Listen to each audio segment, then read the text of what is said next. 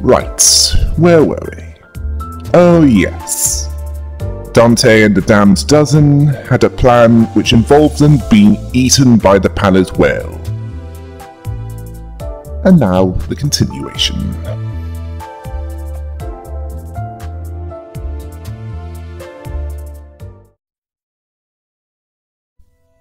Ishmael spoke in the dark.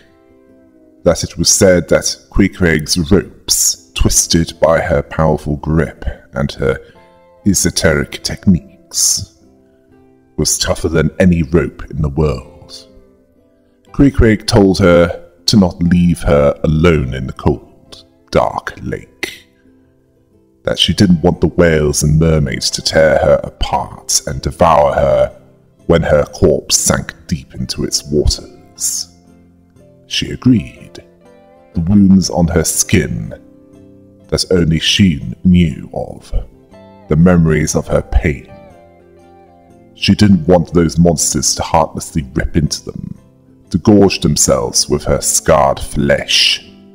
So Queequeg built herself a coffin, built hardily and fastened with ropes twisted and knotted with all her strength, so that her coffin would not sink no matter how precariously the ship swayed.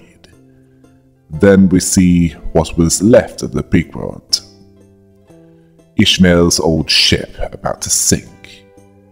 She was gripping onto the rope tied to the previously mentioned coffin. She was struggling to breathe, her hands starting to peel and bleed. Her dearest friend's hollow coffin was the only thing keeping her afloat on that whirling lake. She asked if anyone was out there. Anyone! In that empty lake. She was stranded amidst the Pequod's desolation, calling out from the top of her lungs, begging someone to say something, when she realized that everyone that she had any ties to had, without her realizing it, was taken from that world. Her gasping, wheezing self was barely holding on to life, it seemed. Then she heard a different voice that said, "Come aboard my ship and sail with me to the cold abyss of the lake." Not even she, drowning yet breathing, could escape Captain Ahab. Ah yes, that's one. I'll go over the source material near the end to minimize spoilers of it. Even in that deafening silence, Ahab's echoing bellows strangle her. Even in death, the crew remained trapped with the captain. She understood that in joy, that in sorrow, she'll never forget. The strings that were ripped away from her, she'll be buried in that lake forever to her last gasping breath. Try as she might to escape the rising waters, only loneliness fills her lungs. She laughed almost manically at this thought, while inside, wherever she was. Then she heard that voice saying that she always told her, "Rope. Grab tight or sink." Ishmael recognized that voice, asking how long she's been there. The reply that she's always been there. It's clear that if Ishmael didn't lose her mind before, she's losing it now. The immediate sensation upon waking up was that the surroundings were moist and cold, yet oddly warm in some places. Dante asks, where were they? Honglu noticed a long river-like thing. If they follow it, maybe there'd be something at the end of it. Sinclair asked, how can he be so calm about everything? Yes, that's what I want to know. It might be Williams syndrome, or it might be something purely psychological. Gregor asked if he thought that's just how that fellow was, and with pretty much everything.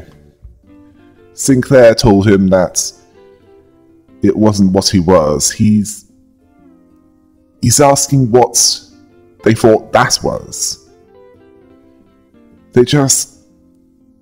Otis was aware of where they were. They rode into the maws of the beast, of their own volition, not long ago, before they acted out their plan, enacted it rather. Ishmael proposed that they enter the stomach of the whale that devoured the Golden Bough. Heathcliff considered her mad. All that thrashing finally sent her off the deep end.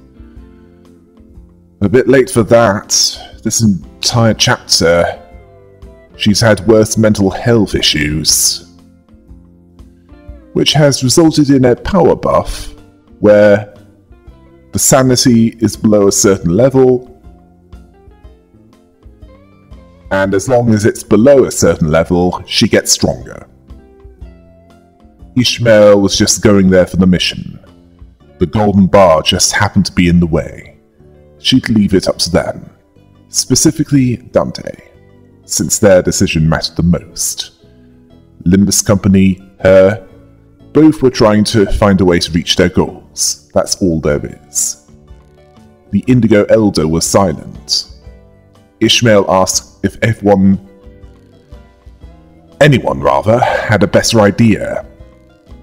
If that thing had swallowed the Golden Bough, and if that Golden Bough really counteracts the Pallid Whale's pallidification effects, then they might just be able to survive without getting affected by it. Rodia saw this as a gamble. Ishmael basically said that it was a favourite activity of hers, so why would this time be any different? Ishmael looked at Dante with expectant eyes, as though she knew they had no choice but to agree to that plan. Well, her eyes were telling them, you've come this far for the Golden Bough, you're not going to go back empty-handed now, are you? Virgilius was quiet for a few seconds, telling them that they'll have 6 hours. If he doesn't hear anything from them in 6 hours, the after team will be taking over the rest of the mission. Gregor asked what would happen once the after team takes over the mission. Virgilius told them that if they heard the very unfortunate news that all of them decided to row into the whale's belly and got themselves trapped, they'll have a long internal discussion about how they could blow the Pallid Whale apart. Then a lengthy battle would ensue.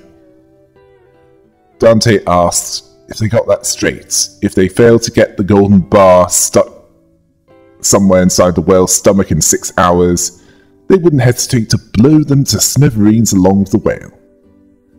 Faust decided not to relay that comment. Faust really needs some text-to-speech device. Virgilius understood that it was something that didn't need to be translated to him. Dante asked what the odds were. Faust said non-zero, but it might as well be nil, at least with the currently known variables. Ishmael understood that they had a chance. Dante asked Faust if they had any other ideas that might get them to the Golden Bough. Faust didn't see any at the moment, but they had a history of dramatically completing missions where the odds were about as low as finding a wing executive that wasn't a self-serving hole. Dante told them to get that done. Faust realized the lack of plan itself became the plan itself. That solid... well, it solidified the veracity of her new theory even more. Dante understood that they didn't lose any on the way down. They all made it down there just as planned, but... then Dante asked where the boat was. The boat was nowhere to be seen. Otis ordered everyone to commence a search to find their boat as soon as possible. Massault then told her that there was no need for a search. 400 meters to her right was their boat. Otis saw this as quite observant of him, not wanting to waste any time and return to the boat. He then requested that she allow him to finish. The boat was in a ditch. 75% of its hull integrity had been breached, and its remains were scattered to the ground. Dante didn't see this as good, but didn't say this to the others. Honglu was amazed at seeing a piece of their boat. According to Faust, that vessel was designed to be used more than 3 times. So, it wasn't well made, and yes, it was still below your expectations. Honglu then pointed out the pitiful sight of what remained of their boat, including busted pieces of the propeller from what used to be the engine, and something comes to a spluttering halt, amidst the wreckage. Yisang said, "Thus it rests forevermore." He saw that it would be painful for Mika and Rain to see that. Yeah, to know that their work on the skiff was that bad. It's probably for the best that you can't leave them with a bad review. Otherwise, it'd make them getting back to District 22 much harder. Faust didn't have anything worth speaking of to say about this. Dante saw this as a painful sight as well. Then Sinclair asked nervously, "What do they..." Ishmael then asked Dante if they can still sense the Golden Bough. They could. Unlike in the branch facility, they definitely know that it's inside the Pallid Whale, but it's not nearby. As in, it's not right next to them. He can't give a more precise location than that. Ishmael saw this as great, asking if they're ready to turn back the clock. Dante wanted to know what she was talking about. They then realized that there were others inside. The power of the whale took over the bodies and minds of those that were with them, besides them. Yes, it made sense that the whale was crawling with mermaids. It's as if they were the whale's immune system combating an infection, and they are the infection. They fought the mermaids that was inside the Pallid Whale, at least those that were immediately in the way. After fighting the pallid mermaids, that was immediately threatening them. Gregor was tiring, telling them that they need to leave that area before more mermaids showed up. Sinclair questioned, "Where?" "They're trapped inside the Pallid Whale." Yes, trapped inside that whale that has mermaids that are more than they actually thought. They just haven't found them yet. Rodia was afraid to end up looking like them as well, when they've been devoured. Faust told them that the Golden Bough inside Dante's head, well, a fragment of it anyway, was likely countering the palidification effect on their bodies. There was no guarantee that this defensive effect would last forever. They must take into account that they're in an unknown environment. Dante understood that they could turn into mermaids if they spent too long down there.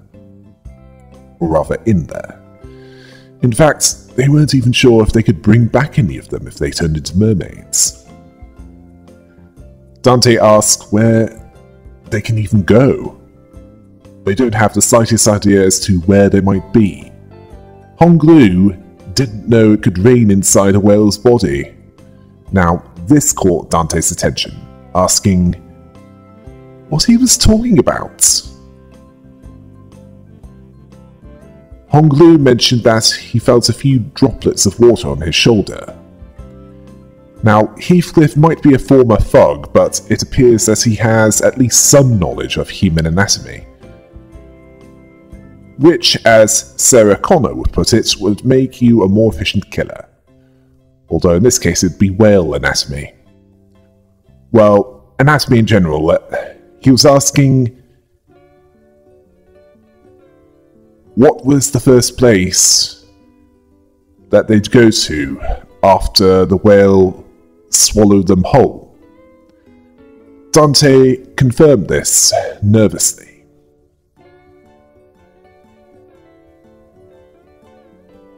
Heathcliff wanted to make sure that he was right about this.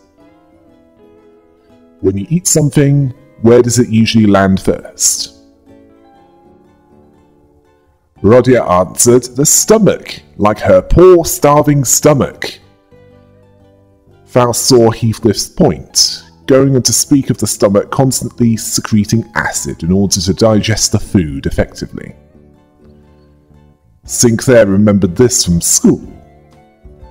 It usually was some kind of powerful acid, and then remembering that it dissolved everything it touched, Honglu understood the danger they were in, as his clothes were melting where the droplets touched. It felt prickly to him as well. Dante observed Honglu. His shoulder had a hole burrowed in it.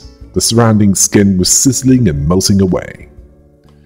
Don Quixote feared becoming porridge so soon after their arrival. Faust, untroubled by this, noted that there is one positive discovery. However, that creature appeared to share similar biological mechanisms and shapes as an ordinary organism. Wait, seriously, that's your priority? Dante more or less told her to skip the biology lesson and everyone to lick it. They didn't give a how many pieces of them were left as long as there was something for them to bring back. They ran, trying to avoid the stomach acid rain pouring down on them. They didn't give a where they were going, just away from that. Then someone above them saw a funny sight. Another saw it as more suspicious than funny. Then one of them said that they were too loud and they caught their attention. Dante was asking who was there. They saw three above them, who told them that they heard them talking down there. Yi Sang was confused. Those mermaids were speaking. One of the three told them that they're not mermaids. They're not that chatty. Masalt noted that how their palidification was only partial.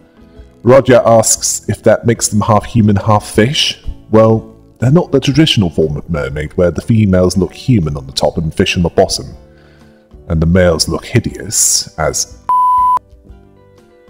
They're also not the Salvador Dali version of the mermaid where it's fish on the top and woman on the bottom. One of the three saw that time was short, so they need to get on with it, as that zone of the Pallid Whale floods with acid every 10 minutes, so unless they're made of steel, or at least something that's watertight and acid resistant, they're boned. Unless they decide to take the rope that they're about to lower down. They'll be, well, they'll be digested and be part of the Pallid Whale as long as it's in existence. They have nothing to lose, as they can still take their weapons if they're dead. If they're completely suicidal and decide not to take their help, implying that their weapons might be resistant to stomach acid. Dante asks if they even have a choice. Heathcliff answered quickly, wanting the rope, now! The trio muttered something, perhaps finding the situation funny, then tossed the odd-looking rope down. Gregor noting that the rope felt funny.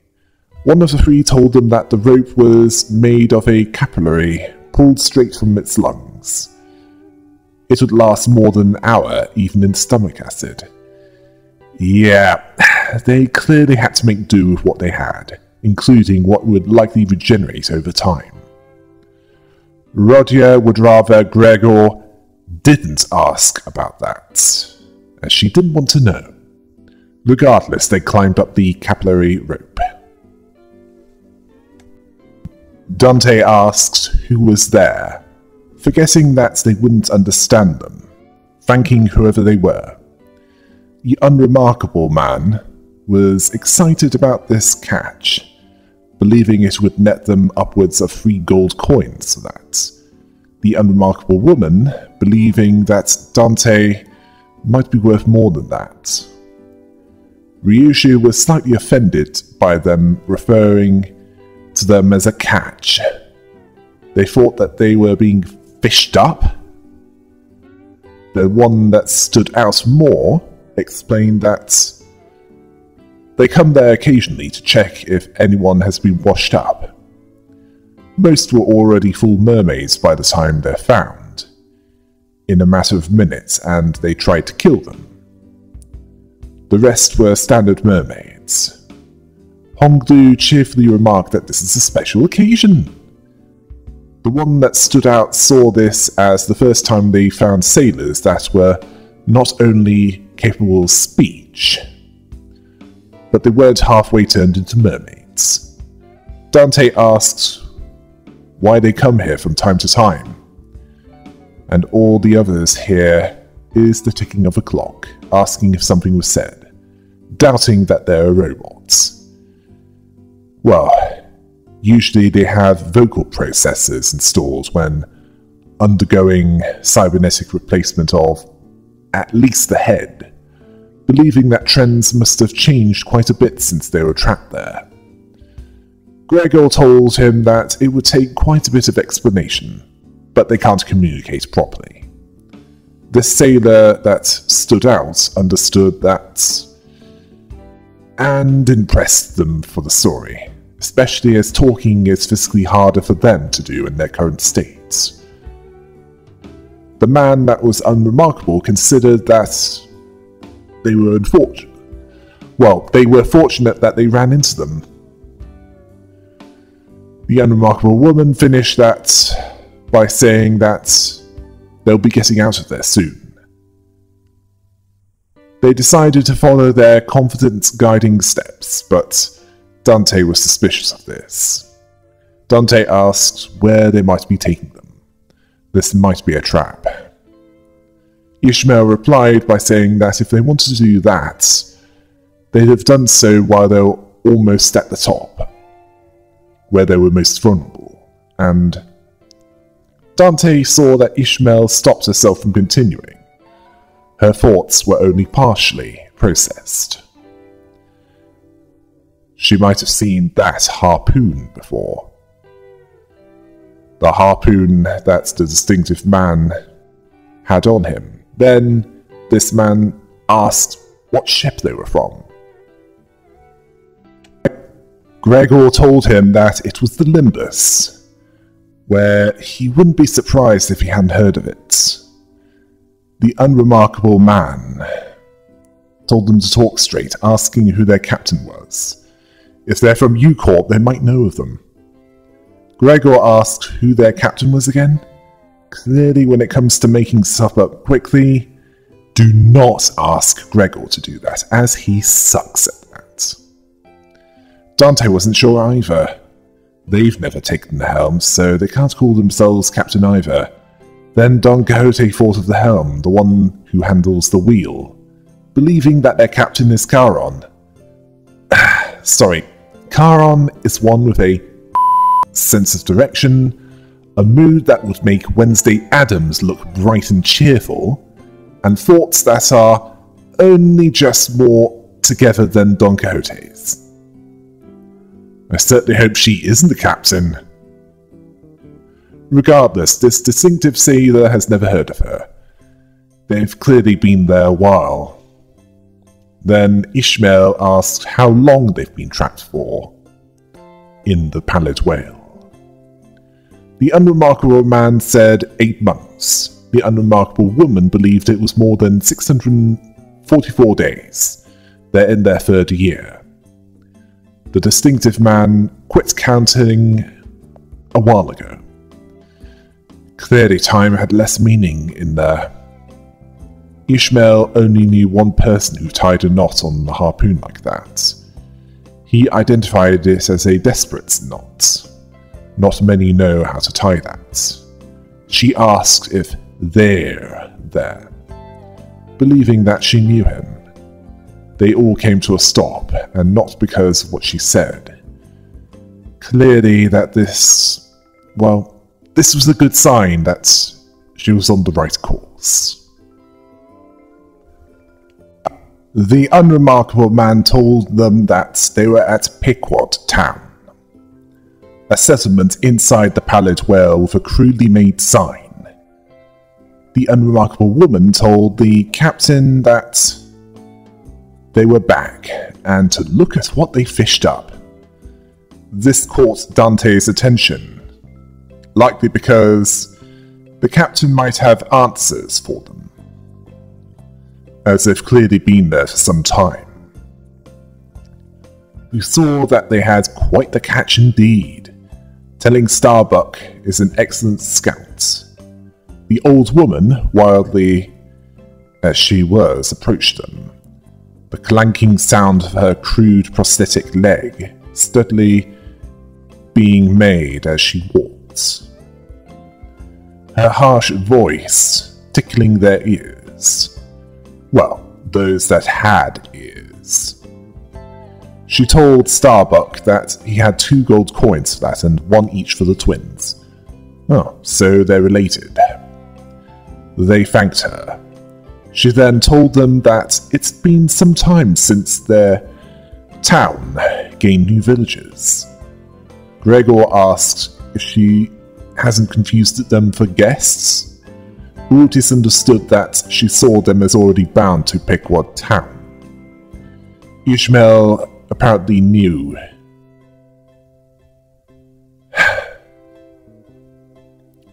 What this was.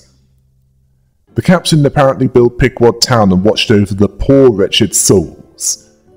But soon she'll set sail on the final voyage with her crew, introducing herself as Captain Ahab.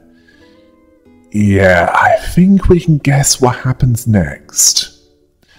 Dante certainly did, but before they could tell Ishmael to stop, she told her that she had no idea how long she's waited. How she longed for this moment. She wouldn't ever know, because she'd gut her like a fish before she even had the chance to find out. She then charged at Captain Ahab, who saw this. Well, she was still smiling and saw this as quite a way to greet her captain. She was serene, even as Ishmael was charging at her. Then the recognizable man was reminded of her. The blinded Pequod Town villager was angered by the thankless as they dared to attack their captain. The gagged Pequod Town villager decided to show them what they're made of. The blinded Pequod Town villager even threatening to throw them back into the river of acid, and so the damned dozen were forced to fight the partially pallidified people inside the Pallid Whale, due to Ishmael's increasingly unbalanced behavior. After fighting through the partially palidified villagers who were wise to not let themselves get killed, Ishmael told Ahab that she didn't think much of her crew. Not a lot of good ones were left. Then she leapt to the side, evading a harpoon that struck the spot that she was standing on. Previously, she wanted to know who attacked her. Ahab told her that her crew is loyal, more so than any in the world. The one that attacked her was second to none when it comes to harpooning. Does she fail to see that to attack her there is to court death? Then the sailor that attacked them was wearing an odd-looking mask that wouldn't look out of place on Jason Voorhees. The sailor joined the fight. Heathcliff remarked on the size of the harpoon.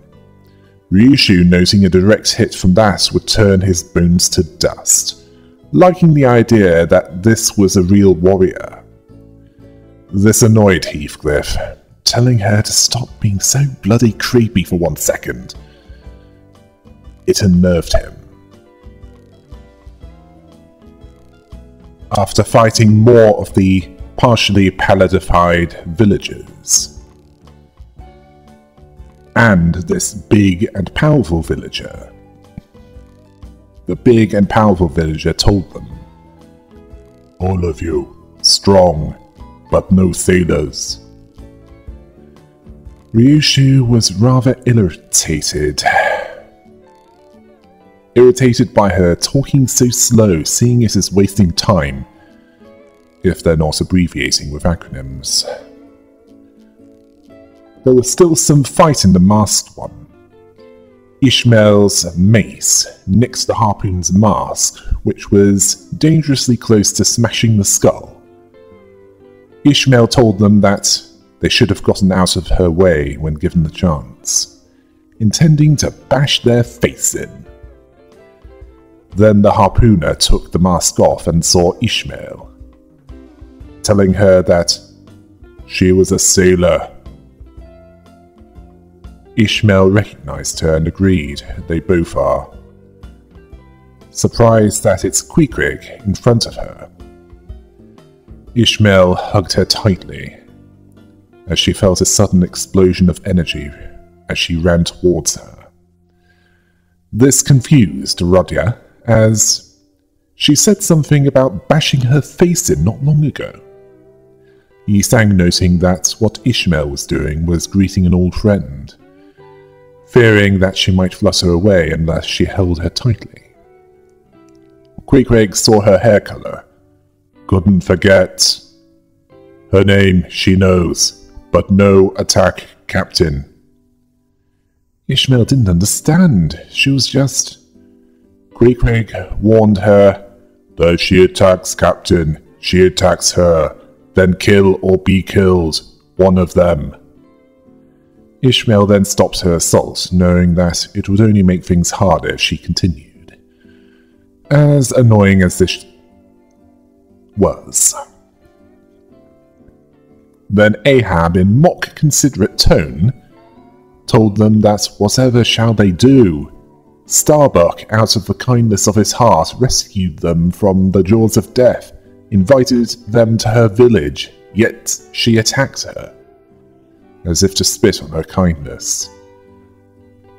Were they sailing on the Great Lake, she would have had all of them tied and thrown overboard to be crushed underneath the keel of their ship, their lungs bloating with the lake's waters. Dante understood that there was a rough estimate of 40 people living in Pequod town. Their vicious glares said that they were all followers of Ahab. They would fiercely shield her from harm. This was an unfamiliar environment, where they had nowhere to escape from, and no knowledge of where to go to access the Golden Bough. They understood that things weren't looking so good. Dante understood that a single word from Ahab, and they'd all attack them. Retreat wasn't an option, and behind them was a river of stomach acid. Ahead was unknown territory. Ahab told them to cast fear from their hearts. It's lucky for them that she's merciful. She'd forgive their transgressions so far. Yes, apparently they're more useful alive, and she had questions for them. And she was sure they had a few for her as well, if they're willing to ask. Enter the captain's quarters so they can talk, in peace. Ahab then casually turned around and marched into one of the buildings, knowing that she's in complete control of the situation. She also knew that they'd follow, where if they had any better idea of what to do, they'd choose to do that rather than follow her. Heathcliff noticed that the blokes glaring at them are now gone, like nothing happened. Queequeg said, "Captain, forgive." Then everyone also forgives.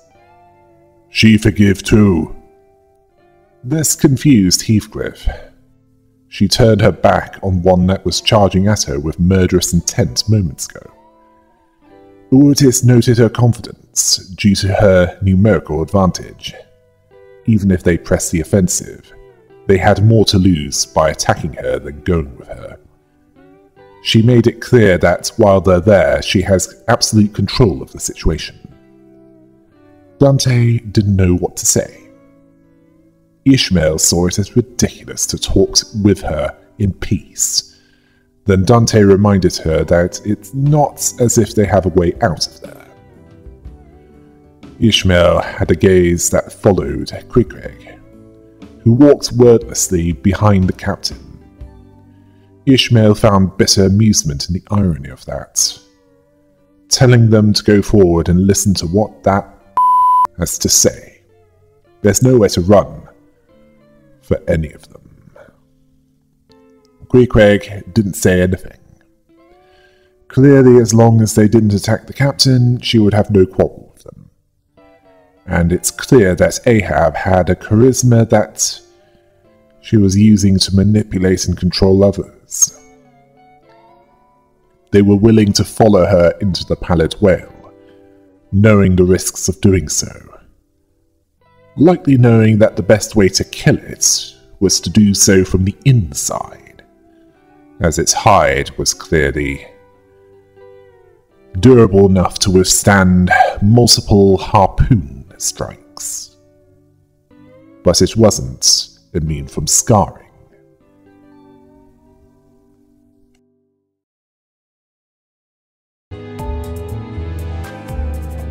It looks like vengeance will have to wait for Ishmael. Until next time. Hail the rabbit!